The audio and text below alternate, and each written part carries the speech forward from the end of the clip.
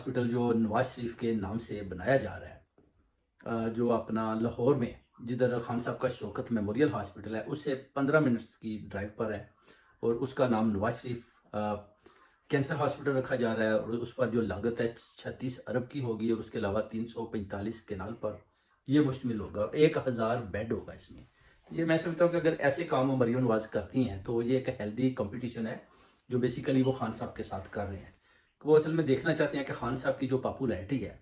وہ cancer hospital سے ہوئی ہے، تو کیوں نہ ہم بھی کچھ کینسر ہاسپٹل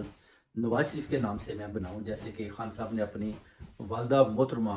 کے نام سے بنائے، اسی طرح مریم بھی چاہتی ہے کہ میں نواز شریف کے نام سے کینسر ہاسپٹل بناؤں، تاکہ آنے والے وقتوں میں جو عوام ہے وہ ہمیں ووٹ دے، کیونکہ اس دفعہ تو عوام نے ووٹ نہیں دیا تو ہمیں چلو مینڈیٹ چرانا پڑا ہے، مگر اگلی باری اگر الیکشن ہوتی ہیں تو پھر اگر میں ایسے کام کروں گی تو ہمیں جو ہے نا عوام جو ہے نا وہ مینڈیٹ نہ چلانا پڑے، بلکہ ہمیں بھرپور